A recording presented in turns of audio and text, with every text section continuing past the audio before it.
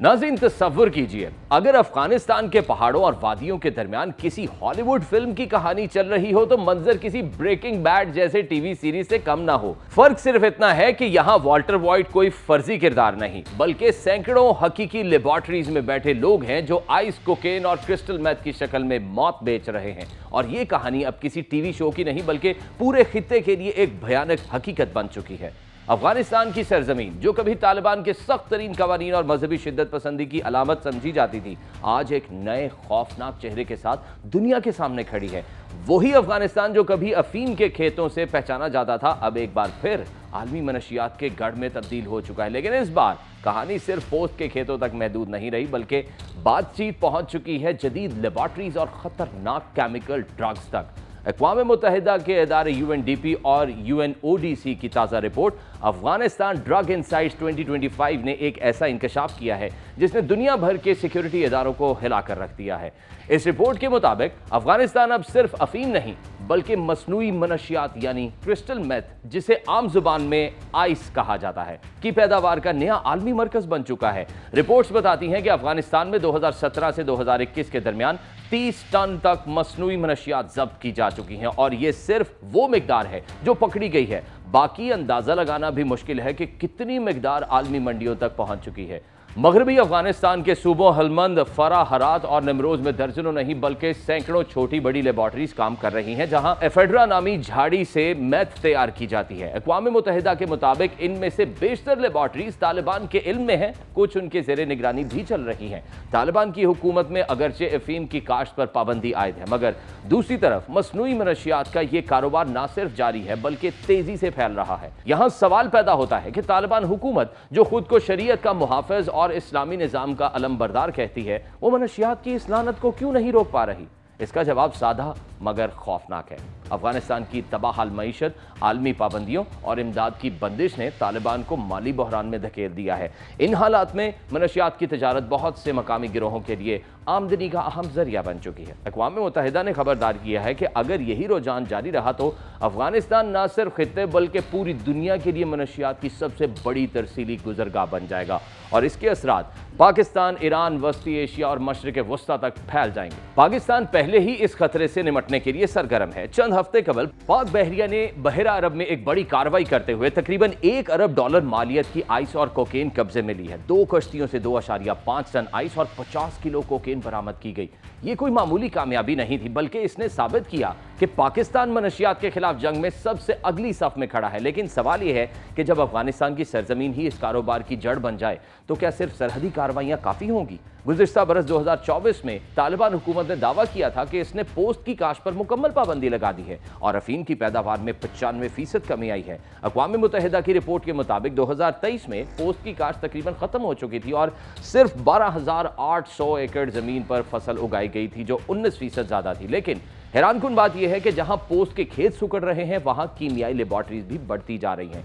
यानी तालिबान ने अफीम का कारोबार तो वक्ती तौर पर रोक दिया, मगर मसनूई नशे की नई इंडस्ट्री को पनपने दिया। UNODC, United Nations office on drugs and crime की एग्जीक्यूटिव डायरेक्टर गादा वाली ने खबरदार किया कि अफगान किसान अब इंतहाई कसम पुरसी के शिकार हैं। चूंकि अफीम उनकी आमदनी का बुनियादी जरिया थी, अब पाबंदी के बाद वो या तो कर्जों में डूब रहे हैं या गैर कानूनी तरीके से नई मनशियात बनाने वालों के साथ मिल रहे हैं। 2023 में UNODC की एक रिपोर्ट में कहा गया था कि अफगानिस्तान में फौरी तौर पर मुतबादिल रोजगार और पायदार ज़रई मंसूबों की जरूरत है, वरना ये किसान दोबारा मनशियात के खेतों की तरफ लौट जाएंगे।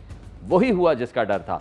दूसरी तरफ ये बात भी सामने आई कि तालिबान हुकूमत के मुख्तलिफ धड़े इस कारोबार पर इख्तलाफ रखते हैं। कुछ रहनुमा खुलेआम इसको इस्लाम के खिलाफ करार देते हैं, मगर ज़मीनी हकायक कुछ और है। नाजरीन, अफगानिस्तान के मगरबी इलाकों में मनशियात की लैब्स अब खुलेआम काम कर रहे हैं और उन्हें असलहे से लैस गिरोहों की पुष्टपनाही हासिल है।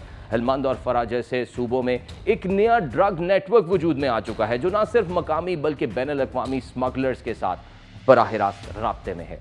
रिपोर्ट्स ये बताती हैं कि एफेड्रा नामी मकामी झाड़ी, जो अफगानिस्तान के पहाड़ी इलाकों में पाई जाती है, मेथाम्फेटामाइन की तैयारी में इस्तेमाल होती है। ये झाड़ी अब इतनी कीमती बन चुकी है कि लोग इसकी गैर कानूनी कटाई के लिए लड़ाइयां कर रहे हैं। इस झाड़ी से निकलने वाले केमिकल की कीमत आलमी मार्केट में हजारों डॉलर फी किलो है। दोस्तों, ये बात भूलनी नहीं चाहिए कि अफगानिस्तान में मनशियात की तिजारत कोई नई बात नहीं है। 1980 और 1990 की दहाई में भी ये मुल्क अफीम की पैदावार के लिए बदनाम था, लेकिन आज जो मंजर है वो कहीं ज्यादा खतरनाक है, क्योंकि अब ये कारोबार डिजिटल दौर में दाखिल हो चुका है। मसनूई मनशियात आसानी से छुपाई जा सकती है, उनकी तरसील के लिए कम जगह चाहिए और उनकी कीमत सोने से ज्यादा बढ़ गई है। जी हाँ, और अब बात साल 2010 की, जब दुनिया अफगानिस्तान में जारी मनशियात के खेल को महज एक मकामी मसला समझ रही थी। लेकिन फिर एक दिन ऐसा वाकया हुआ जिसने दुनिया को चौंका दिया।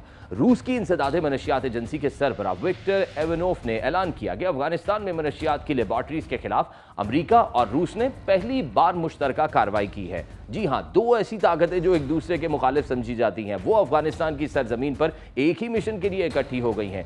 ये कार्रवाई पाकिस्तान की सरहद के करीब की गई, जहां खुफिया इतलात के बाद रूसी और अमरीकी एहलकारों ने छापे मारे। इन कार्रवाइयों में 1 टन से ज्यादा हेरोइन और अफीम कब्जे में ले ली गई।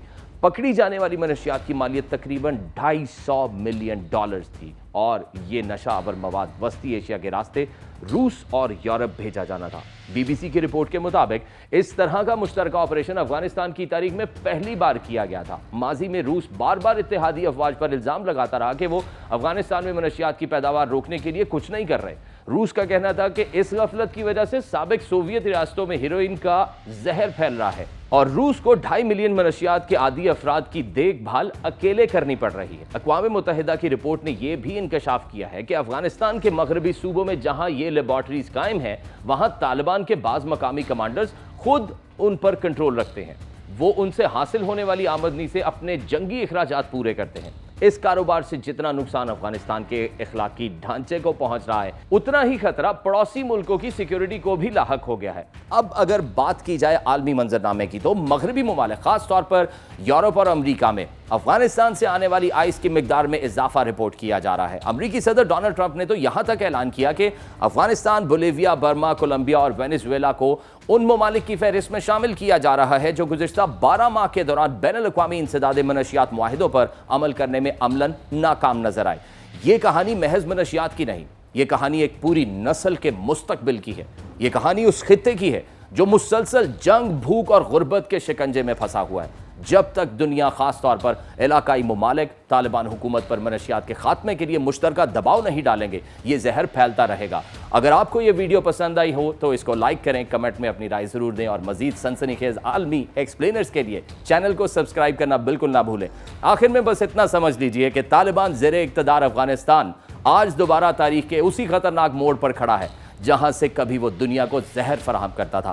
फर्क सिर्फ इतना है कि अब ये जहर ज्यादा ताकतवर, ज्यादा महंगा और ज्यादा पोशीदा है। और अगर दुनिया ने बरवक्त कदम ना उठाया तो ये आइस क्रिस्टल, ये सफेद मौत सिर्फ अफगानिस्तान नहीं बल्कि पूरे खित्ते के लिए एक ना खत्म होने वाली लानत बन जाएगी।